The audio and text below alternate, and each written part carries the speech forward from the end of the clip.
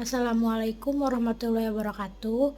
Perkenalkan, nama saya Sylvia Amalia, NPM 19503443. Saya dari Universitas Pasundan, Fakultas Keguruan dan Ilmu Pendidikan, Prodi Pendidikan Bahasa dan Sastra Indonesia. Di sini saya akan coba mempresentasikan mata kuliah Psikologi Pendidikan.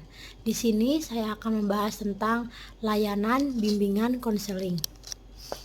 Apa sih pengertian dari bimbingan dan konseling?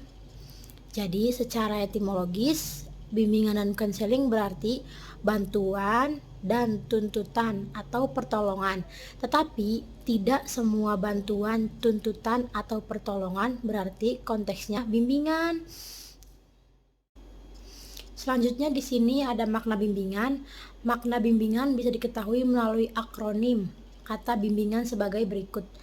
Bimbingan, B. Bantuan, I. Individu, M. Mandiri, B. Bahan, I. Interaksi, N. Nasihat, G. Gagasan, A. Asuhan, dan N. Norma. Jadi, bimbingan bisa berarti bantuan yang diberikan pembimbing kepada individu agar individu yang dibimbing mencapai kemandirian dengan mempergunakan berbagai bahan melalui interaksi dan pemberian nasihat serta gagasan dalam suasana asuhan dan berdasarkan norma-norma yang berlaku. Selanjutnya ada makna konseling.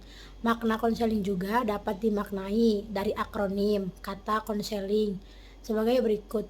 Konseling, K yang berarti kontrak, O orang, N menangani, S masalah, E expert atau ahli, L laras, I integrasi, N norma, G guna. Jadi konseling bisa berarti kontak hubungan timbal balik antara dua orang, yaitu konselor dan klien, untuk menangani masalah klien yang didukung oleh keahlian dan dalam suasana yang laras dan integrasi berdasarkan norma-norma yang berlaku untuk tujuan yang berguna bagi klien. Di sini juga ada tujuan bimbingan dan konseling. Bimbingan dan konseling kan berkenaan dengan perilaku. Oleh sebab itu, tujuan bimbingan dan konseling adalah dalam rencana. Yang pertama, membantu mengembangkan kualitas kepribadian individu yang dibimbing atau dikonseling. Yang kedua, membantu mengembangkan kualitas kesehatan mental klien. Yang ketiga, membantu mengembangkan perilaku yang lebih efektif pada diri individu dan lingkungannya. Yang keempat, membantu klien menanggulangi problematik hidup dan kehidupan secara mandiri.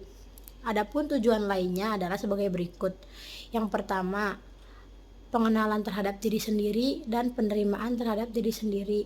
Jadi dalam mengikuti bimbingan dan konseling, kita juga bisa lebih dalam mengenal diri kita seperti apa, bisa menerima diri kita gitu.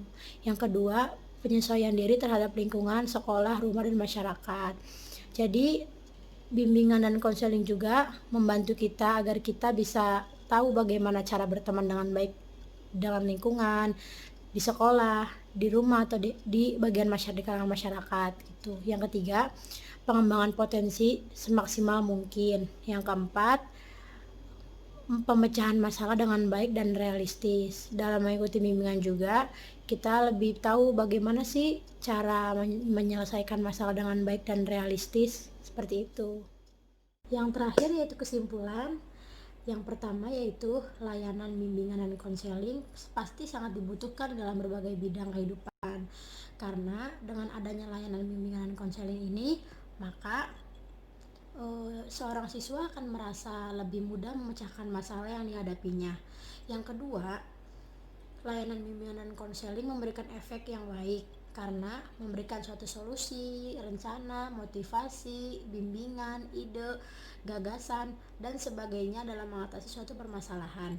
Yang terakhir yaitu layanan bimbingan dan konseling juga merupakan suatu wadah yang efektif dalam pendidikan karena menjadi tempat pemberian bantuan kepada siswa secara terus-menerus agar tercapai kemandirian dalam pemahaman diri dan siswa dapat mencapai perkembangan yang optimal sesuai dengan potensinya sehingga siswa sanggup mengarahkan dirinya sesuai dengan tuntutan dan keadaan lingkungan sekolah, keluarga dan masyarakat serta menjadi seorang yang good dan smart. Mungkin cukup sekian presentasi dari saya, kurang lebihnya mohon maaf. Di sini juga saya masih belajar. Wassalamualaikum warahmatullahi wabarakatuh.